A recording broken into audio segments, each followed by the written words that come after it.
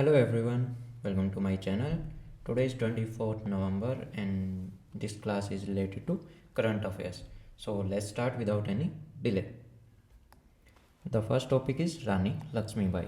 अभी ये न्यूज़ में क्यों है? क्योंकि recently prime minister of India visited Jhansi on the eve of Rani Lakshmibai's birth anniversary.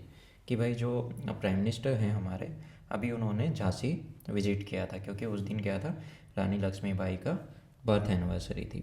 ठीक है, इनको रानी झांसी की रानी के नाम से भी जाना जाता है. और she was the queen of Maratha rule princely state of Jhansi. Jhansi की जो क्या थी, महारानी थी या क्वीन कह लो. और पहले कौन रूल करता था झांसी के ऊपर? इसको रूल किया गया था मराठाओं के द्वारा. ठीक है, प्रिंसली स्टेट ऑफ झांसी.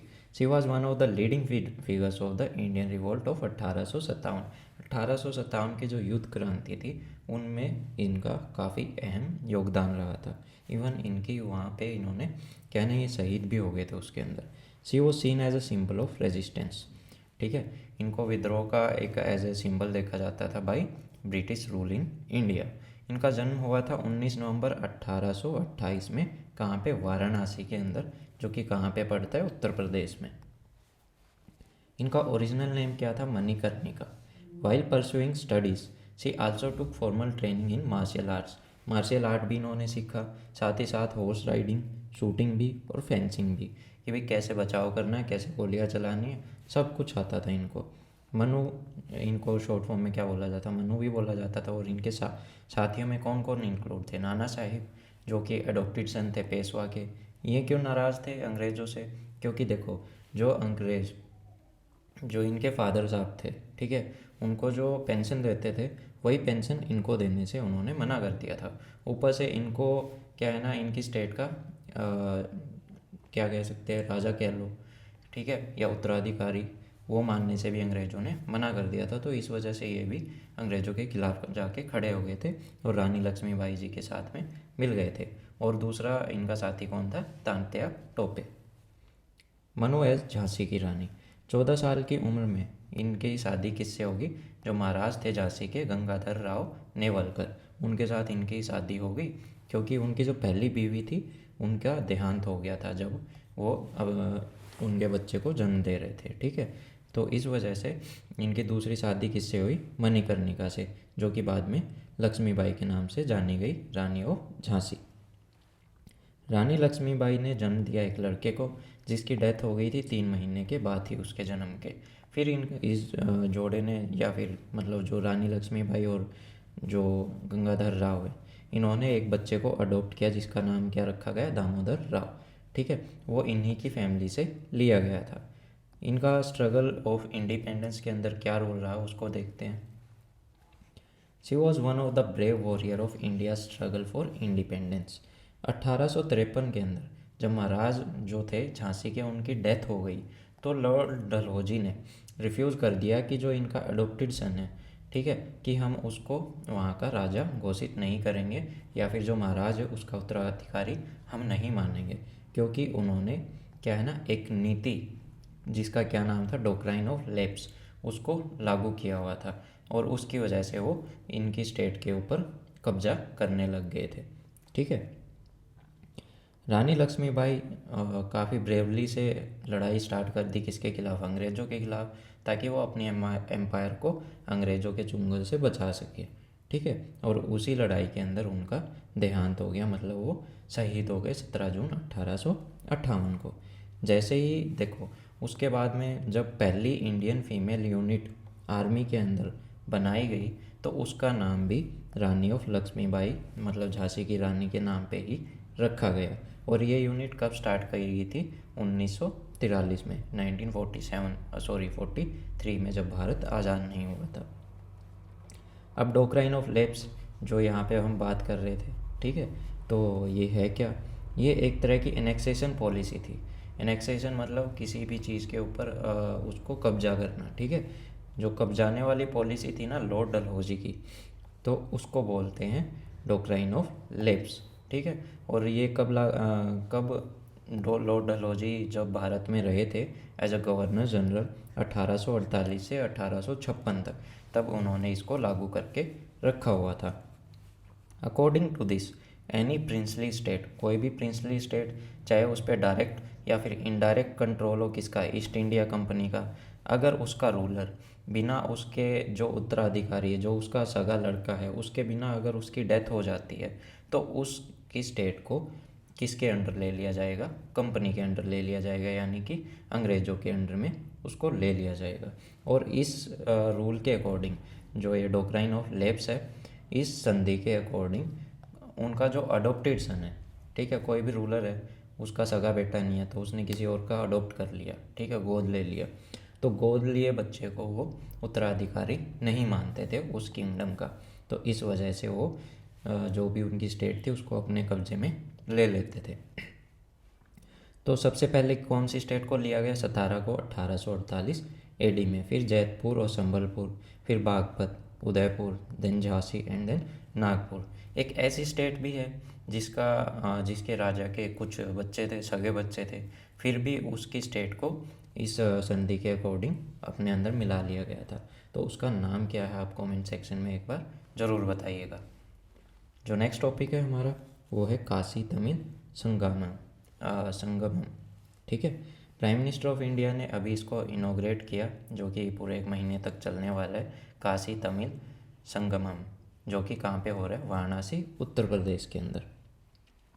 ये जो प्रोग्राम है इसका इनिशिएटिव किसके द्वारा स्टार्ट किया गया है, गवर्नमेंट ऑफ इंडिया के द्वारा, एज अ पार्ट ऑफ आज़ादी का अमृत महोत्सव, यानी कि जो भारत की आज़ादी के 75 साल पूरे हो रहे हैं तो उसके उपलक्ष्य में, और भारत के एक भारत एक श्रेष्ठ भारत के रूप में इसको मनाया जा रहा है।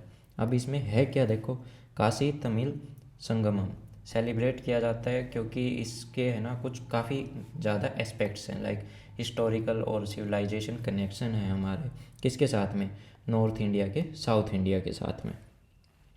द ब्रॉडर ऑब्जेक्टिव इसका क्या है कि दोनों जो नॉलेज और कल्चरल ट्रेडिशन है नॉर्थ और साउथ के अंदर, उसको आपस में और क्लोज लेके आया जाए, ठीक है, और एक ऐसी अंडरस्टैंडिंग बनाई जाए, क्रिएट किया जाए, जिससे हमारी जो हेरिटेज है वो ज़्यादा से ज़्यादा लोगों के बीच में जाके अच्छे से बैठे, और ठीक है, और जो पीपल टू पीपल बॉन्ड है वो और अच्छा हो जाए। इसको ऑर्गेनाइज किसके द्वारा किया जा रहा है, मिनिस्ट्री ऑफ एजुकेशन के द्वारा। और मिनिस्ट्री ऑफ एजुकेशन किसके साथ कोलैबोरेट कर रही है, जितनी भी बाकी और अदर मिनिस्ट्रीज़ हैं उनके साथ, जैसे कि कल्चरल होगी, टेक्सटाइल होगी, railway, tourism, food processing, information and broadcasting, तो इन सब के साथ तो है ही है, साथ ही गवर्नमेंट जो है उत्तर प्रदेश की उसके साथ भी इन्होंने कोलैबोरेट किया हुआ है। और यहाँ पे नेशनल एजुकेशन पॉलिसी 2020 की भी इसके साथ सिंक करती है, क्योंकि यहाँ पे क्या है, हम कल्चरल और जो हेरिटेज नॉलेज है वो भी आपस में शेयर करते हैं। आईआईटी मद्रास और बीएचयू यानी कि बनारस हिंदू यूनिवर्सिटी, ये भी दोनों क्या है, इसकी इम्प्लीमेंटिंग एजेंसी है इस प्रोग्राम की। कल्चरल सिग्निफिकेंस की बात करें तो देखो, जो सबसे इम्पोर्टेंट है, जो किंग थे प्रकरमा पांड्या, जो इन्होंने रूल किया था मदुराई रीजन के ऊपर 15वीं शताब्दी के अंदर, 15th सेंचुरी के अंदर, वो चाहते थे शिव जी का टेम्पल बनाना, ठीक है, तो इसलिए वो आगे काशी उत्तर प्रदेश के अंदर कि ताकि यहाँ से वो एक शिवलिंग लेके वहाँ पे मदुराई के अंदर जा सके। जब वो वहाँ से जा रहे थे तो रास्ते में उन्होंने रेस्ट करने के लिए एक पेड़ की छाया के नीचे वो बैठ गए। जैसे ही उनका रेस्ट कंप्लीट हुआ तो सोचा कि चलो अपनी जर्नी को फिर से स्टार्ट करते हैं, ठीक है, और जिस काऊ के ऊपर इस शिवलिंग को रख के वो लेके जा रहे थे, उस गाय ने आगे मूव होने से मना कर दिया, रिफ्यूज़ कर दिया कि भाई मैं आगे नहीं जाऊंगी। फिर उसके बाद क्या हुआ, जो परिक्रमा पांड्या थे वो समझ गए थे कि यही लॉर्ड शिव यानी कि शिव जी की इच्छा है, और इस वजह से उन्होंने वो जो शिवलिंग है उसको वहीं पे स्थापित कर दिया, और उस प्लेस को क्या नाम दिया गया, शिव काशी, जो कि कहाँ पे, तमिलनाडु के अंदर।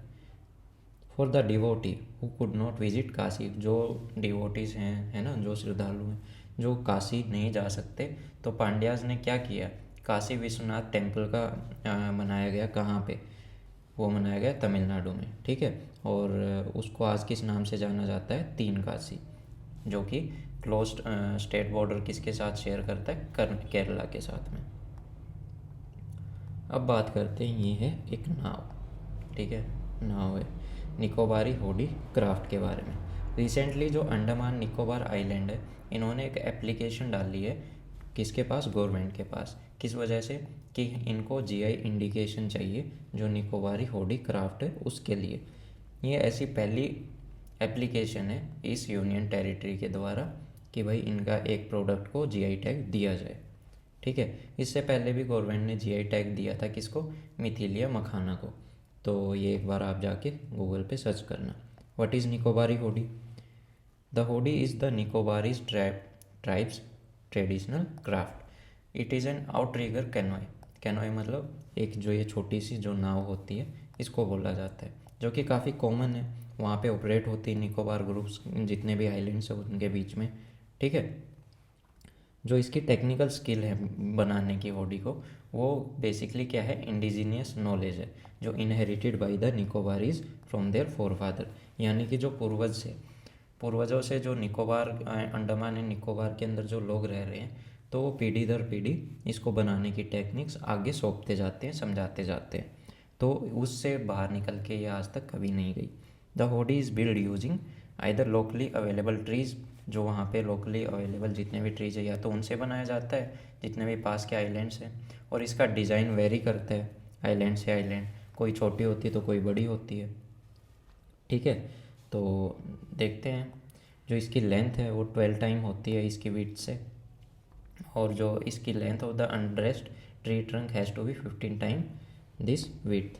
होडीज़ का जो यूज़ होता है वो केवल मतलब पीपल्स का ट्रांसपोर्टेशन के अंदर भी होता है, सॉरी, पीपल का ट्रांसपोर्टेशन में भी होता है, और सामान को एक आइलैंड से दूसरे आइलैंड तक ले जाने में भी होता है, जैसे कि कोकोनट्स को लेके जाना, फिशेस को लेके जाना, और रेसिंग पर्पज़ के लिए भी इसका यूज़ होता है। तुहत ये एक तरह की फैमिली का ग्रुप है। ठीक है, और इसके अंदर भी एक हेडमैन होता है। तो ये कंसीडर करते हैं होडी को एज एन एसेट, और इनकी रेसिस भी करवाई जाती है डिफरेंट आइलैंड्स और गाँव के बीच में। अब बात करते हैं जीआई टैग के बारे में कि ये है क्या। एक तरह का इंडिकेशन है जो कि यूज़ किया जाता है गुड्स को आइडेंटिफाई करने के लिए। ठीक है, कि भाई कोई भी सामान है, अगर उसको जीआई टैग दे दिया तो मतलब उसकी कोई ना कोई इम्पोर्टेंस है। एक तो वो काफ़ी ज़रूरी होगा, ठीक है, दूसरा वो उसी जगह पे मिलता होगा, वो कहीं और ना मिलता हो। ठीक है, कुछ क्राइटेरियाज हैं जो अगर फुलफिल करे तो उस चीज़ को जीआई टैग दे दिया जाता है।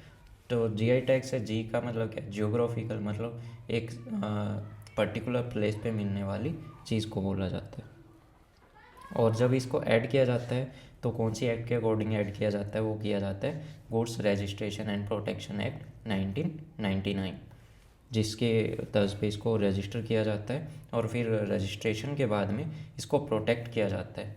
ठीक है, it is govern and directed by WTO agreement. WTO यानी कि world trade organisation agreement on trade related aspects of intellectual property rights, यानी कि ट्रिप्स के समझौते के अकॉर्डिंग भी इसको गवर्न और डायरेक्ट किया जाता है। It is decided and also stated at under article 1 clause 2 and 10 of the Paris convention. It is primarily and agriculture product हो सकता है, कोई नेचुरल हो सकता है, या फिर मैन्युफैक्चर्ड प्रोडक्ट होता है जिसमें हैंडीक्राफ्ट भी आ सकते हैं या फिर इंडस्ट्रियल गुड्स भी आ सकते हैं। और एक बार अगर किसी चीज़ को जीआई टैग दे दिया तो 10 साल के लिए वैलिड होता है, उसको बाद में भी रिन्यू करवाया जा सकता है। इसका सिग्निफिकेंस क्या है, देने के बाद में क्या चेंजेस आते हैं, कि once a product get this tag, अगर किसी भी प्रोडक्ट को एक बार ये टैग मिल गया तो कोई भी इंसान या कंपनी सिमिलर प्रोडक्ट को सेम नाम के अंडर में नहीं बेच सकते। GI registration of the product provide its legal protection and prevention against unauthorised use of by other. बिना किसी इजाज़त के कोई और इसको यूज़ नहीं कर सकता। GI tag also help in promoting the export of the product. जो ये प्रोडक्ट है वो आप अपने आप में स्पेशल बन जाता है जब उसको जीआई का सर्टिफिकेशन मिलता है। ठीक है, तो उससे उसकी एक्सपोर्ट की क्वांटिटी भी बढ़ जाती है क्योंकि वो काफ़ी फेमस हो जाता है, सीधी सी बात है। It also provide comfort to the customer about the authenticity of the product. अगर किसी चीज़ को जीआई टैग मिला हुआ है, अगर मैं उसको परचेज करता हूँ तो मेरे को इतनी श्योरिटी रहेगी कि हाँ ये चीज़ ऑथेंटिक है और उसको कहीं ना कहीं से क्या है ना एक संतुष्टि भी मिल जाती है कस्टमर को कि हाँ उसने जो चीज़ खरीदी है वो 100% ऑथेंटिक है, ओरिजिनल है। जीआई का रजिस्ट्रेशन, तो यहाँ पे क्या है ना, रजिस्ट्रेशन के लिए कुछ फॉर्म्स फिल करे जाते हैं, फिर उसके बाद उसकी स्क्रूटनी होती है, जांचा जाता है, एग्जामिनेशन होता है उसका, ठीक है, फिर शोकॉज नोटिस जारी किया जाता है, फिर पब्लिकेशन होता है जीआई इंडिकेशन जनरल का, अपोजिशन ऑफ रजिस्ट्रेशन अगर किसी को कोई समस्या है तो, और उसके बाद में उसको रजिस्टर कर लिया जाता है। Any association of person, producer, organisation, authority established by under the law can apply, कोई भी अप्लाई कर सकता है इसको, तो यहाँ पे देख सकते हैं आप। तो ये सब आप एक बार को देख लेना।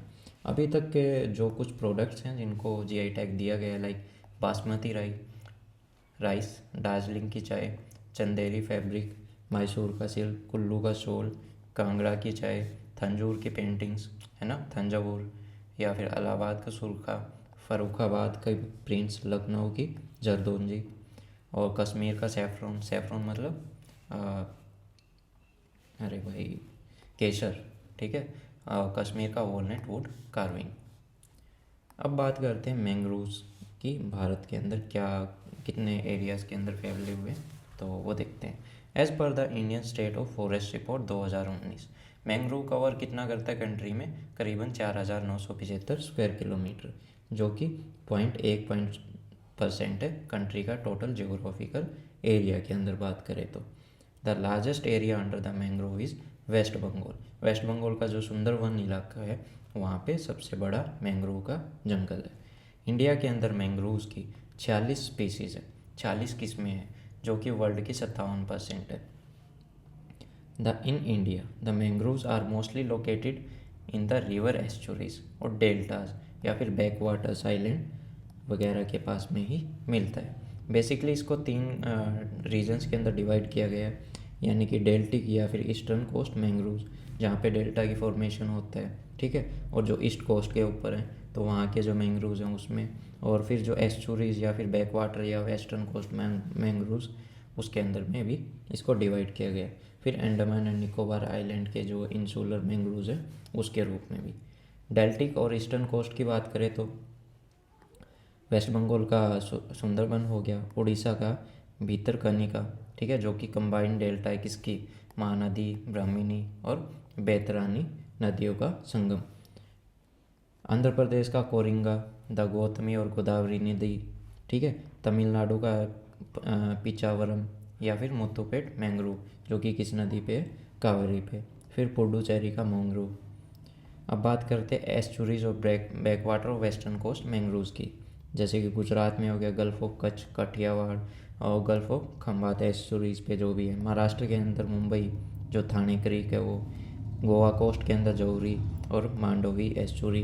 केरला की बात करें तो कन्नूर, कासरगोड, कोझिकोडे, एर्नाकुलम और एलिपे।